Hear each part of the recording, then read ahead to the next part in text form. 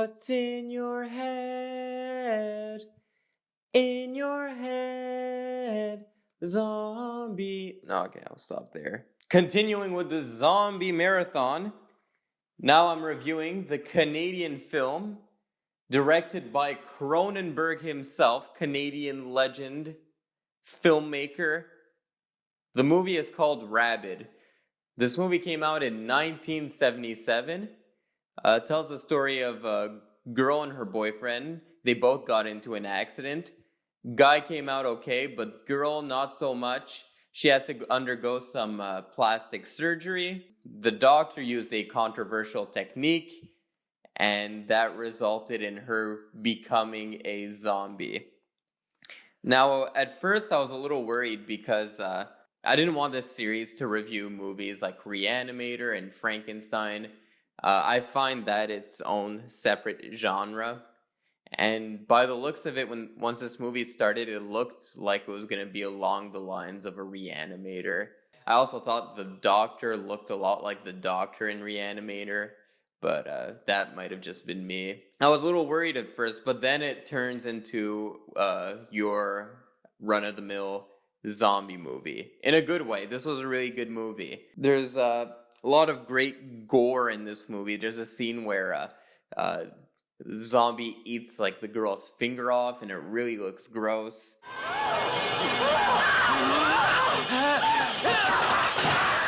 This has a lot of unique rules as well, and I like the rules that Romero established, but I also like when a director like a Cronenberg throws in his own rules. The main character, although she's the first to get the infection, is immune to the infection. She can only give it to people, which I thought was a cool concept. She also doesn't bite people.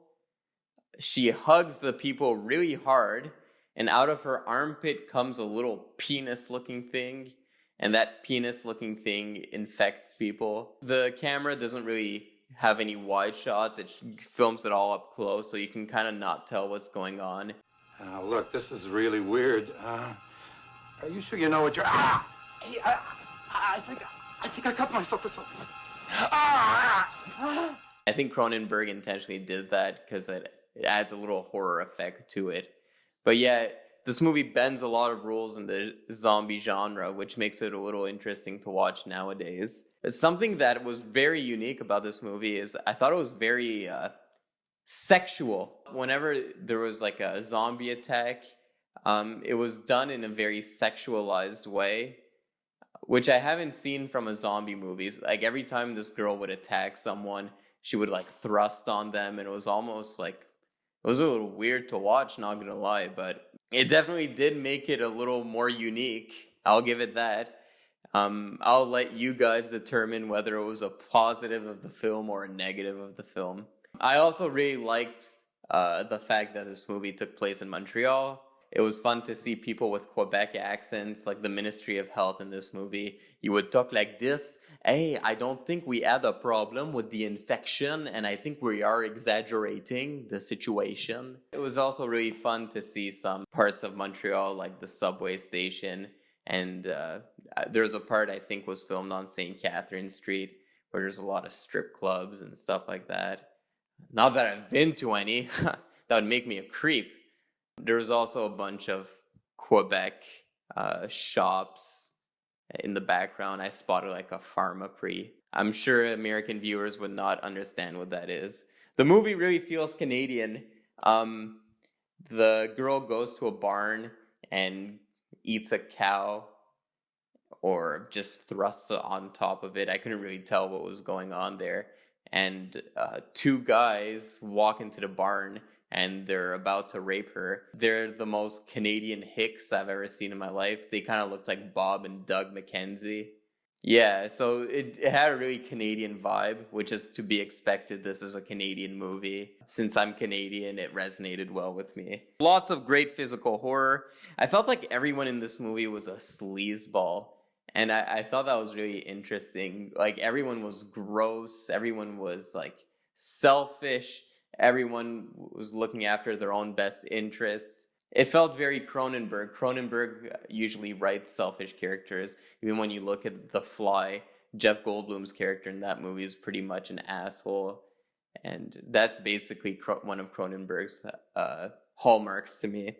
The Symptoms, too, was really interesting. Well, everyone knows at this point Cronenberg is really good at body horror. And this is a lower budget Cronenberg movie. This was made in 1977, so Cronenberg wasn't quite Cronenberg yet. The things that he makes the actors do makes the disease look extremely painful. The way the actors contort their body, even when there isn't gore involved, it's really like creepy to see them just contort their body like that. And a lot of that is done by the lead actress. I forget what her name is, I'm sorry.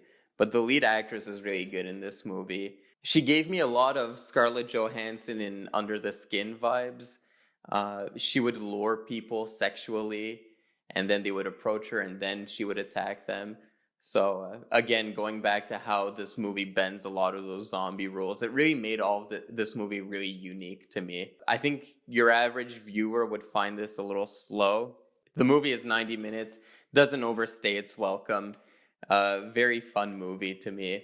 Do I have any criticisms with the film? Yes, I do. I always have a few criticisms. There's always room for improvement.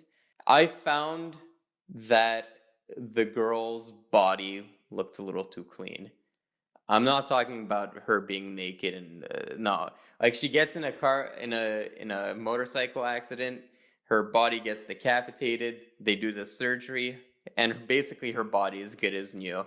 I would have liked to see some progression of the healing, because the body didn't have one scratch on it. And there's parts where she says, I'm hideous, but she's not hideous. The fact that she didn't have a scratch on her body didn't really make much sense to me. Ending was a little anticlimactic, kind of ends very dry. A lot of movies from the 70s kind of just ended. They're like, okay, the people came, they saw what they wanted to see, they can go now. That's a little bit of a problem when you're having a movie with a 90-minute runtime. But the ending could have been something a little more grandiose to me. After watching Night of the Living Dead, where that movie had a clear message and a purpose and a story it wanted to tell, this one in comparison feels a little more aimless. It doesn't accomplish a greater goal like Romero does with his zombie movies. But it does what it has to do, and it does it really effectively. It aims low and it hits its target. So I can't really complain. It's just after watching Night of the Living Dead and having watched other Romero zombie movies, this one feels a little more pointless, for lack of a better term. But overall, I still enjoyed the movie. It's just not up there with the Romero movies. Other than that, I thought it was a fabulous movie. I was never that big into Cronenberg, to be honest, despite being Canadian. He's got some great films. I love The Fly, obviously. Even more recently, he made Map to the Stars, and I thought that was pretty cool. I actually liked that one. Naked Lunch, I thought was good as well. But there's some movies that he's made that I wasn't that big on. I was never a big fan of Scanners, and like some of his more recent movies too, they don't really hit with me. But this one, I think, from what I've seen from him, is definitely one of my favorite movies of his, which is pretty cool because this movie, I never really thought of watching it until doing this series. So I found a little hidden gem for you guys. Rabid by David Cronenberg. I suggest you give it a watch. Really fun time. And I'm going to give this one a 7 out of 10. I don't like rating movies. I don't know why I do it all the time. I just do it because whatever. But yeah, about a 7, maybe an 8. 6, 7, 8, one of those numbers. Pick whichever one works with you. Pray it doesn't happen to you. Rabid.